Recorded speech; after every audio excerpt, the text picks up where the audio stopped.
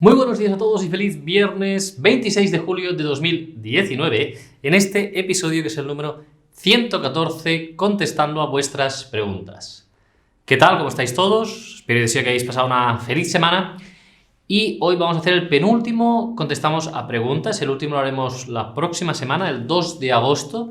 Y será el mes ya que nos vayamos de vacaciones y generaremos una serie de contenidos, pero los contestamos a preguntas no los volveremos a empezar hasta el mes de septiembre. Por lo tanto, hoy penúltimo programa y el viernes que viene último contestamos a preguntas. Antes de todo, si os gustan este tipo de vídeos, por favor os pido que le deis al me gusta, que os suscribáis al canal y que compartáis este contenido porque seguro que le puede resultar útil a muchísimas otras personas. Hoy tengo una gran noticia que daros a todos en primicia. Ya sabéis que utilizo estos contestamos a preguntas para ir informándoos de todas las novedades que vamos haciendo en el canal y en este caso es una novedad del despacho. Hemos abierto despacho en Madrid. Este lunes empezamos la actividad con una nueva oficina en Madrid, así que todas aquellas personas que seáis de Madrid y pues comunidades autónomas cercanas a la Comunidad de Madrid, pues podemos ofreceros el servicio de Capmany Abogados, todos los servicios que ofrecemos en el despacho también desde la oficina de Madrid, además desde la de Barcelona, en Cataluña, que ofrecemos también servicio en Aragón y en la Comunidad Valenciana. Así que muchísimas gracias a todos y que cualquier persona que sea de Madrid o cercanías, pues que sepáis que tenéis la posibilidad de tener esta nueva oficina ahí en Madrid. Vamos como siempre a repasar los contenidos que hemos visto durante esta semana. El lunes tuvimos, como cada lunes ya lo sabéis, un caso de éxito y en este caso es una sentencia del Tribunal Superior de Justicia en el que pues, revoca una decisión, en este caso de el INS, y reconoce una incapacidad absoluta por depresión a uno de nuestros clientes.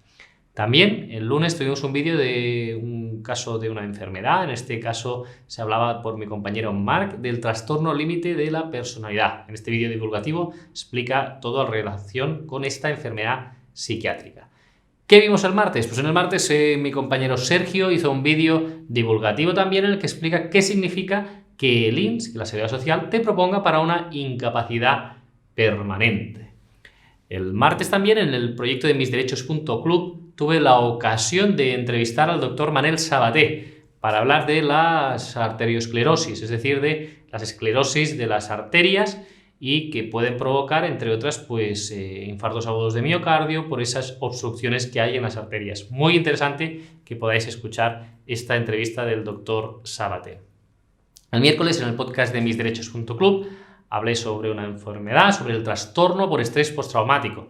En el episodio número 128 de misderechos.club hablé sobre esta enfermedad y también os recomiendo, si os estáis interesados en este trastorno por estrés postraumático, que podáis escuchar el 118 de misderechos.club en el que entrevisté a la doctora Santos para hablar también sobre esta enfermedad, así que de escucha obligada, si os gusta el 123, que también escuchéis el 118.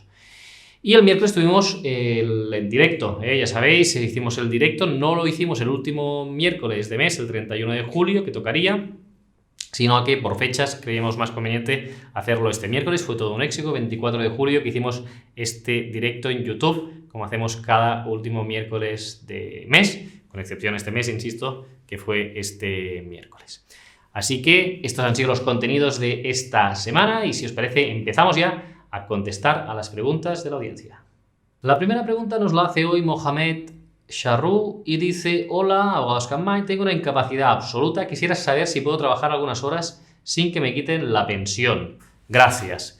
Bien, en este caso sí que es posible trabajar con una incapacidad absoluta para todo tipo de trabajo e incluso con una incapacidad en grado de gran invalidez. La ley lo alenta y la ley permite la compatibilidad entre el trabajo y el reconocimiento de una incapacidad permanente. Ahora bien, este trabajo debe ser un trabajo muy adaptado. Ya sabéis que existen lo que se conoce como centros especiales de empleo, en los que pues, se tiene un trabajo protegido y que son de preferencia para aquellas personas que tienen reconocido algún grado de discapacidad o algún grado de incapacidad permanente. Por ejemplo, conoceréis gente que trabaja en la ONCE, incluso personas con gran invalidez que están trabajando.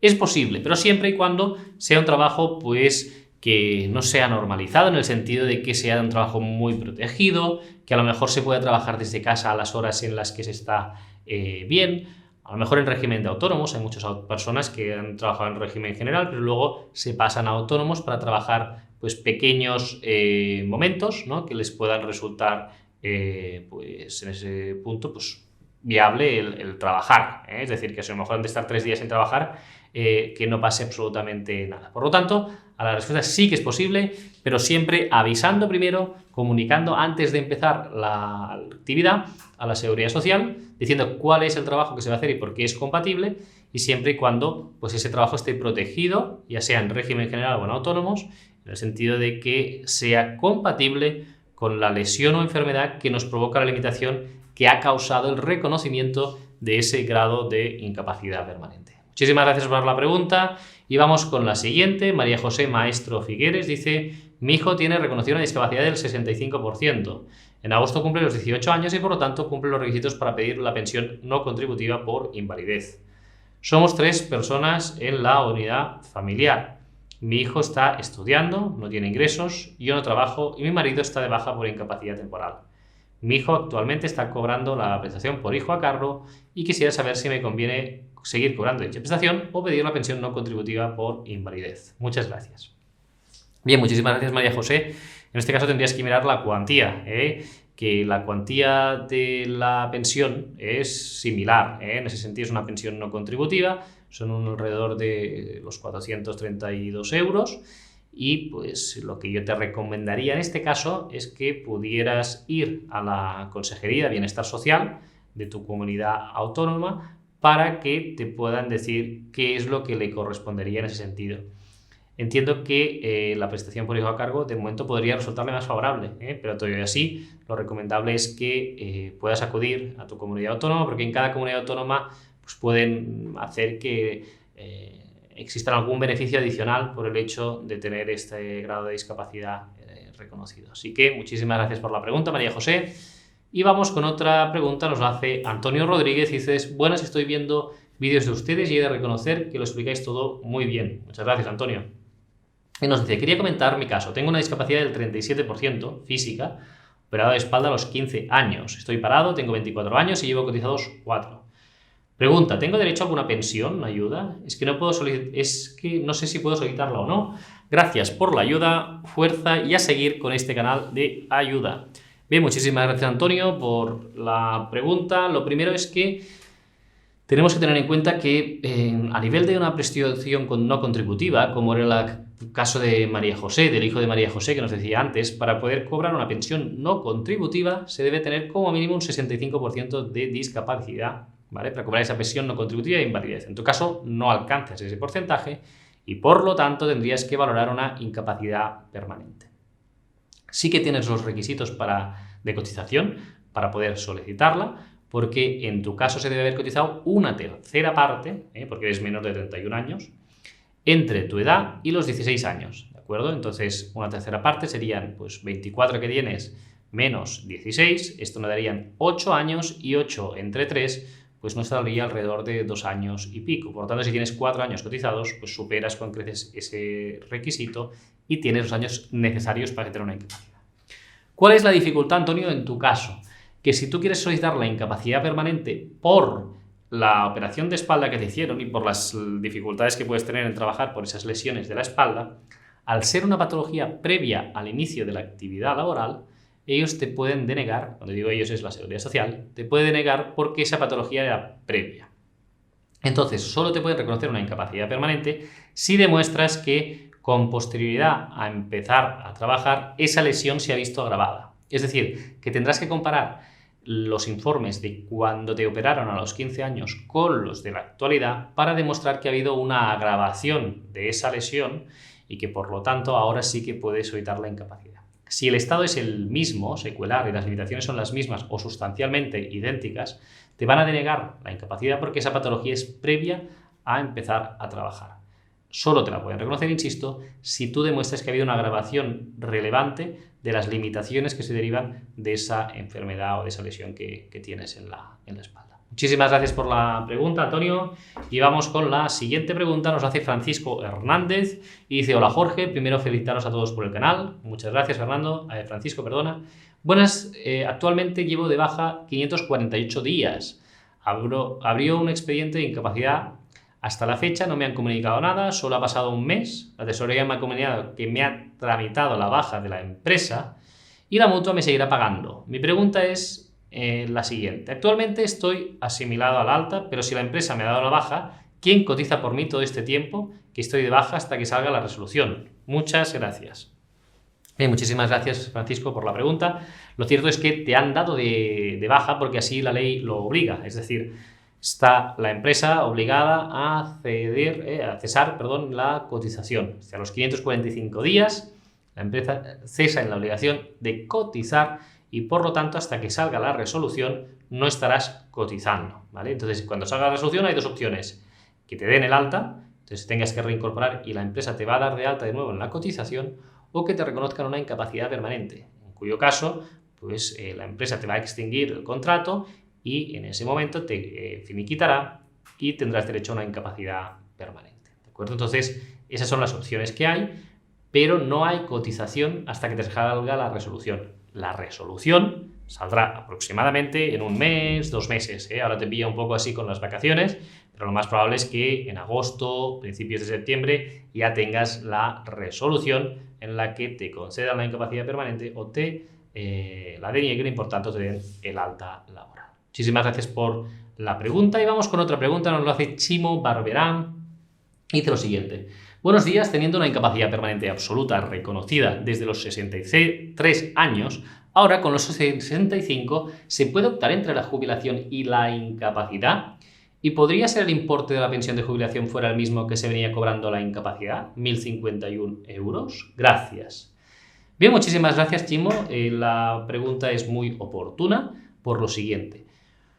Cuando una persona que tiene una incapacidad permanente llega a la edad de jubilación ordinaria, los 65, los 67, los que les toque a la persona en función de los años que haya cotizado en su vida laboral, esa pensión se transforma automáticamente en jubilación.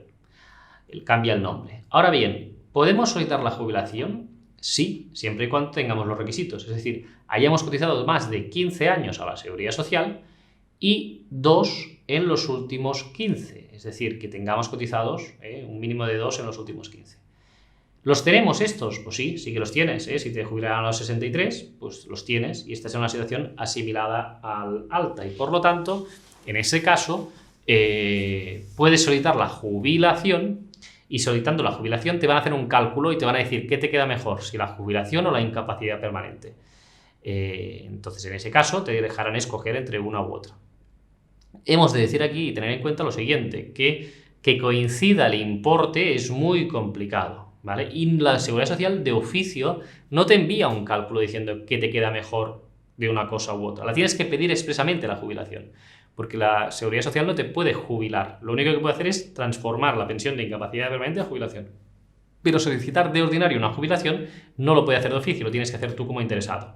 Por lo tanto, si tú la pides, te la van a reconocer y te van a decir, como tienes 2 pensiones reconocidas que son incompatibles entre sí, te harán optar entre la pensión de jubilación o la pensión de incapacidad permanente. Por lo tanto, optarás evidentemente por la que te quede en mayor cuantía y es una cosa que la puedes hacer sin ningún tipo de problema. ¿Qué es lo que sucede? Pues que sí que es cierto que estos 2 últimos años no habrás cotizado a los efectos de jubilación, de los 63 a los 65, no habrás jubilado, pero a ti te calcularon la incapacidad permanente de los últimos 8 años, de los 63 pues a los 55 aproximadamente. Si tú has cotizado poco en ese tiempo y luego en la jubilación hacia atrás has cotizado más, pues puede ser que te quede mejor la jubilación. Es muy improbable que te quede el mismo importe, estos 1.051 euros. Mucha casualidad tendría que ser. Lo habitual es que pues te quede un importe distinto. Y en función de si hubieras cotizado más hacia atrás o menos en estos últimos 8 años antes de los 63, es posible que te pudiera quedar mejor la jubilación. Aunque lo habitual es que quede siempre mejor la incapacidad permanente si has ido cotizando más durante tu vida laboral, que es lo habitual al hacer las revalorizaciones correspondientes. Así que cada caso es distinto. Te recomiendo también que esta indicación, así como muchas otras, las puedes ver en el Club de la Jubilación. En Campanya Abogados tenemos un proyecto, se llama Club de Jubilación, y podéis entrar en esta dirección en club.campanyaabogados.com y ahí pues os podréis enterar de todas las novedades de la jubilación y además calcular cuándo os podéis jubilar, qué os puede quedar de jubilación con una herramienta exclusiva para las personas del club, etc. Así que os lo dejo en el enlace y cualquier duda que tengáis, ahí lo podéis encontrar. Vamos con otra pregunta que nos la hace Juan Pérez. Dice, cumplida la edad de jubilación y el derecho a percibirla, estando cobrando incapacidad permanente total y realizando trabajo compatible, ¿estoy obligado a jubilarme? ¿Puedo seguir trabajando y cobrando incapacidad permanente total y jubilarme cuando lo desee? Bien, muchísimas gracias, Juan, por la pregunta, y la respuesta es que sí, la jubilación ahora mismo no es forzosa. Ya sabéis que sí que se aprobó una ley recientemente en la que se dijo que por convenio colectivo se podrá pactar la jubilación forzosa. Entonces habrá convenios colectivos que a partir de ahora, cuando se vayan pues pactando entre empresarios y sindicatos, pues se va a poder fijar el hecho de que será la obligación, una edad forzosa la jubilación, ¿de acuerdo? Entonces, en norma general no es obligatoria la jubilación, no es forzosa, salvo algunas profesiones, jueces, profesores universitarios, profesores, etcétera, que ahí sí que hay una obligación de jubilarse, pero en muchas otras no es necesario. Por lo tanto, insisto, en este caso podrías seguir cobrando la incapacidad permanente y ejerciendo una actividad laboral sin ningún problema como lo habías estado haciendo hasta la fecha. Muchas gracias por la pregunta, Juan, y vamos con otra pregunta y la última ya de hoy, que nos la hace Cristo Pacheco. Dice, a ver si me explico en la pregunta. Seguro que sí, Cristo. En el caso del pensionista por enfermedad común, para cuya parte de la pensión se ha tenido en cuenta este coeficiente de parcialidad, no total, pero sí en parte, en el cálculo del importe de la jubilación, para los que aún faltan años, ¿se efectuará la misma ley aplicada para la pensión o se tendrá en cuenta la modificación a la que hace referencia? Gracias. Bien, Cristo hace referencia a un vídeo de actualidad que hicimos sobre una sentencia del Tribunal Constitucional que declaraba nulo la aplicación del coeficiente de parcialidad en la jubilación, en el cálculo de la jubilación.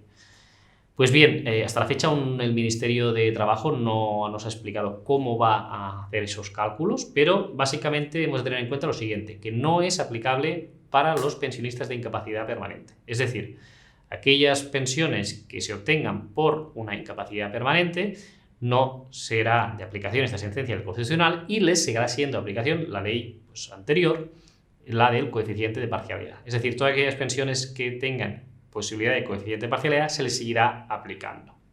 Hemos de decir que el coeficiente de parcialidad no es tan lesivo en la incapacidad permanente como en la jubilación, pero que también lo puede resultar. Por lo tanto, me imagino que cuando haya un caso similar, llegará al Constitucional un caso que pueda ser base para lo mismo, porque, insisto, el caso que hubo en el Tribunal Constitucional fue por una cuestión de jubilación, no por una incapacidad permanente. Y en ese caso el Tribunal lo que dijo es, como a mí este caso que se me ha planteado es de jubilación, yo no puedo hacer extensivo los efectos de la jubilación a la incapacidad permanente. Pero ya deja entrever que lo mismo se acabará aplicando con la incapacidad permanente. Es decir, que a la pregunta que me haces, Cristo, de lo que hablamos del coeficiente de parcialidad, y creo recordar que lo dije en el vídeo, si no lo digo ahora aquí, no se aplica a la incapacidad permanente, solo se aplica a las pensiones de jubilación. Es decir, que si tú quieres tener en cuenta una pensión de incapacidad permanente con esa aplicación del coeficiente de parcialidad, nada se puede hacer.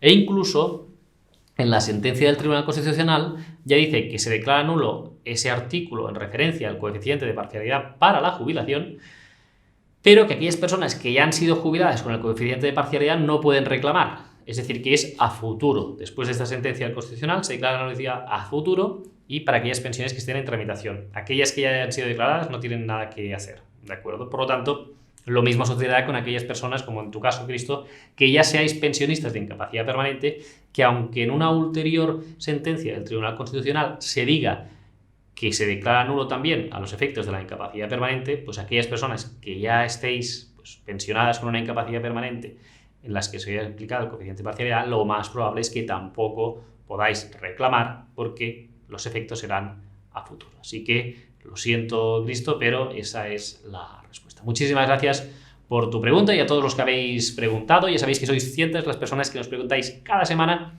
y que realmente intentamos contestaros a todos en los comentarios de los vídeos de YouTube y algunas de vuestras preguntas, como ya sabéis, se seleccionan para que estos viernes os podamos contestar en los vídeos.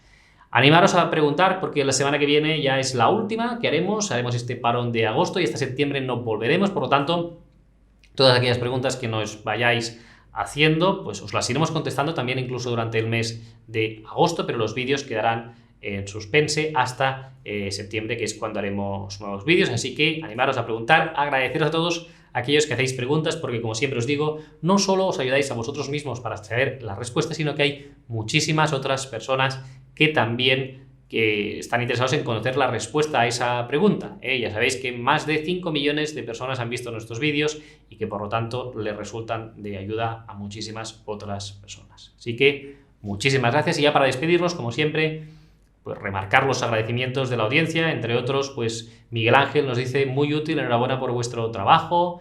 Monse Marzoa dice me gustan mucho vuestros vídeos, las explicaciones son muy sencillas y hacéis que todas los entendamos. Gracias por dedicarnos vuestra sabiduría y vuestro tiempo, buen trabajo. Y Elvira Losada dice enhorabuena, sigan así, por favor, nos están ayudando mucho. Muchas gracias por vuestros esfuerzos, Dios les bendiga y sigan enseñándonos, por favor, que lo necesitamos. Gracias. Bien, a todos vosotros, gracias por esos agradecimientos que son el motor, lo que nos ayuda a que cada día, que cada semana vayamos publicando nuevos vídeos para vosotros, que es lo que realmente nos llena. Que tengáis un feliz fin de semana y nos vemos aquí la semana que viene, en la última semana ya del mes de julio, con todos los vídeos y contenidos que tenemos preparados para vosotros. ¡Feliz fin de semana!